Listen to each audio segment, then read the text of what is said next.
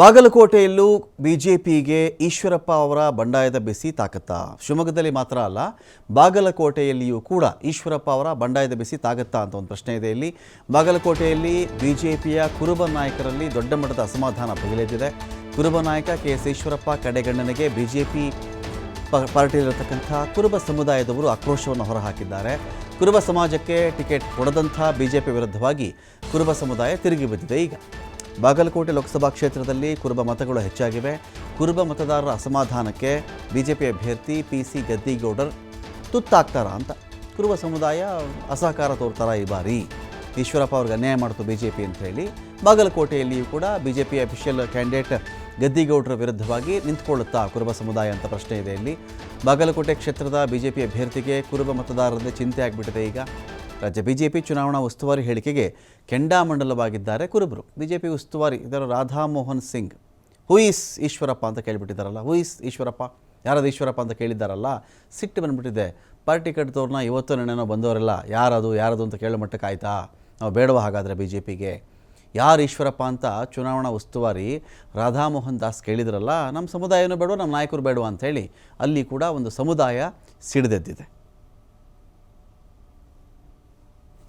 ನೋಡ್ರಿ, ಮೋದಿ ವಿಶ್ವ ನಾಯಕರವ್ರು. ಮೋದಿ ಕೇವಲ ಅವ್ರು ಯಾವುದೇ ವ್ಯಕ್ತಿ ನೋಡ್ರಿ, ಈಶ್ವರಪ್ಪನವರು ಮೋದಿಯವ್ರ ಕಟ್ಟ ಅಭಿಮಾನಿ ಅವರು. ಮೋದಿಯವ್ರಿಗೆ ಬಗ್ಗೆ ಮಾನ್ಯ ಯತ್ನಾಳಗೌಡರು ಹೇಳಿದಾರೆ. ಅವ್ರೇನು ಯತ್ನಾಳಗೌಡ್ರು ಏನು ಹೇಳಿದಾರಲ್ಲ ಆ ಮಾತಿಗೆ ನಾವು ಬದ್ಧ ಇದೀವಿ. ಯತ್ನಾಳಗೌಡರು ಹೇಳಿದ ಸರಿ ಅದ. ಮೋದಿಯವ್ರೇನು ಕೇವಲ ಏನು ಯಾರ್ಯಾರು ಸೊತ್ತಲ್ಲ ಅವರು ಭಾರತ ದೇಶ ಅಲ್ಲ, ವಿಶ್ವಮಾನವರು. ಮೋದಿ ನಾಳೆ ಈಶ್ವರಪ್ಪನವ್ರು ಒಂದು ವೇಳೆ ಪಕ್ಷ ಏನಾದರೂ ಅವ್ರಿಗೆ ತಪ್ಪು ನಿರ್ಧಾರ ತೊಗೊಂತಂದ್ರೆ ಗೆದ್ರಂದ್ರೆ ಒಳ್ಳೆ ಮೋದಿಯವರಿಗೆ ಬೆಂಬಲ ಕೊಡ್ತಾರೆ ಅವರು ಉಸ್ತುವಾರಿಯಾಗಿ ಎಷ್ಟ ಬಂದಿದ್ದಾರೆ.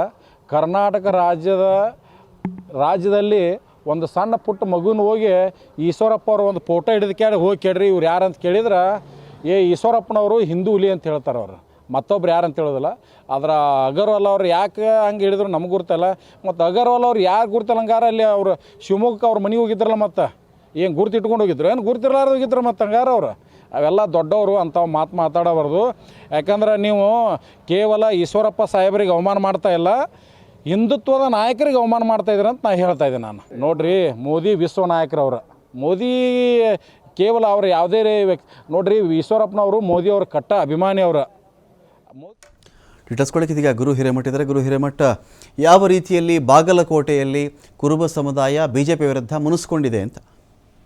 ರಮಾಕಾಂತ್, ಖಂಡಿತ. ಯಾಕಂತಂದ್ರೆ ಲೋಕಸಭಾ ಈಗಾಗಲೇ ಕಾವು ರಂಗೇರ್ತಾ ಇರುವಂತದ್ದು. ಅದು ಮುಖ್ಯವಾಗಿ ಬಿಜೆಪಿಯ ಸಂಸದ ಪಿ.ಸಿ. ಗದ್ದಿಗೌಡರು ಈಗಾಗಲೇ 4 ಬಾರಿ ಗೆಲುವನ್ನು ಕೂಡ ಸಾಧಿಸಿದ್ರು. ಅದರ ಜೊತೆಗೆ ಏನಪ್ಪಾ ಅಂತಂದ್ರೆ ಅಹಿಂದ ಮತಗಳನ್ನ ಹೆಚ್ಚು ಬಿಜೆಪಿಯ ಬಾಗಲಕೋಟೆಯಲ್ಲಿ ಇರೋದ್ರಿಂದಾಗಿ ಇಲ್ಲಿ ಈಶ್ವರಪ್ಪನವರಿಗೆ ಯಾಕೆ ಟಿಕೆಟ್ ಕೊಡ್ಲಿಲ್ಲ ಅನ್ನೋ ಒಂದಿಷ್ಟು ಮುನಿಸುಗಳನ್ನ ಇಲ್ಲಿಯ ಅಹಿಂದ ನಾಯಕರು ಒಂದು ಪಟ್ಟನ್ನು ಕೂಡ ಹಿಡಿದಿರುವಂತದ್ದು. ಅದರಲ್ಲಿ ಮುಖ್ಯವಾಗಿ ಈ ಹಿಂದೆ ಯಡಿಯೂರಪ್ಪನವರು ಯಾವ ರೀತಿಯಾಗಿ ಅವರು ಕೂಡ ಪಕ್ಷವನ್ನ ಕಟ್ಟಿದ್ರು, ಆ ಪಕ್ಷವನ್ನ ಕಟ್ಟಿದಂತ ವ್ಯಕ್ತಿಯನ್ನ ಮರೆತರು ಅನ್ನೋ ಒಂದಿಷ್ಟು ಮುನಿಸನ್ನು ಕೂಡ ಈಗಾಗಲೇ ಒಂದಿಷ್ಟು ನಾಯಕರು ಅಸಮಾಧಾನ ಕೂಡ ಎದ್ದಿರುವಂತದ್ದು. ಅದರಲ್ಲಿ ಮುಖ್ಯವಾಗಿ ಬಿಜೆಪಿಯ ಕಾರ್ಯಕರ್ತರನ್ನ ಕಡೆಗಣಿಸುವ ನಿಟ್ಟಿನಲ್ಲಿ ಯಾಕೆ ಈ ತರ ಮಾಡ್ತಿದ್ದಾರೆ ಅನ್ನುವಂತಿಷ್ಟು ಪ್ರಶ್ನೆಗಳನ್ನ ಈಗಾಗಲೇ ಇಲ್ಲಿಯ ನಾಯಕ ಕೂಡ ಕೇಳ್ತಿರುವಂತದ್ದು. ನಿನ್ನೆ ಬಿಜೆಪಿಯ ರಾಷ್ಟ್ರೀಯ ಒಂದು ಚುನಾವಣಾ ಅಧಿಕಾರಿಯ ರಾಷ್ಟ್ರೀಯ ನಾಯಕರು ಕೂಡ ಬಂದಿರುವಂತಹ ಸಂದರ್ಭದಲ್ಲಿ ಕೂಡ ಯಾರು ಇವರು ಈಶ್ವರಪ್ಪನವರು ಅನ್ನುವಂತ ಪ್ರಶ್ನೆಗೆ ಈಗಾಗಲೇ ಬಿಜೆಪಿಯ ಒಂದಿಷ್ಟು ನಾಯಕರು ತಿರುಗೇಟನ್ನ ಕೊಡ್ತಾರೆ. ಯಾಕಂತಂದ್ರೆ ಈ ಹಿಂದೆ ಈಶ್ವರಪ್ಪನವರು ಯಾರು ಅಂತ ಹೇಳಿ ಕೇಳಿದ್ರಲ್ಲ, ಈಶ್ವರಪ್ಪನವರು ಮನೆಯಲ್ಲಿ ಕುಳಿತಿದ್ರಲ್ಲ ಅವಾಗ ಕೇಳಿಲ್ಲ ಅನ್ನುವಂದಿಷ್ಟು ಪ್ರಶ್ನೆಗಳನ್ನ ಕೂಡ ಇಲ್ಲಿಯ ನಾಯಕರು ಎದುರಿಸುವಂತ ಕೆಲಸಕ್ಕೆ ಯಾಕೆ ಮುಂದಾದ್ರು ಅನ್ನುವಂತ ಪ್ರಶ್ನೆಯನ್ನ ಕೂಡ ಮಾಡ್ತಾರೆ. ಈ ಬಾರಿ ಲೋಕಸಭಾ ಚುನಾವಣೆಯಲ್ಲಿ ನಾವು ಅಹಿಂದ ನಾಯಕರ ಕೂಡ ಯಾರು ಇರದೇ ಇದ್ದಂತ ಸಂದರ್ಭದಲ್ಲಿ ಕೂಡ ಯಾಕೆ ಇತ್ತ ಕಡೆ ಗಮನ ಹರಿಸ್ತಿಲ್ಲ ಅನ್ನೋದು ಯಕ್ಷ ಪ್ರಶ್ನೆಯಾಗಿ ಉಳಿದಿರುವಂತದ್ದು. Ramakant, thank you Guru.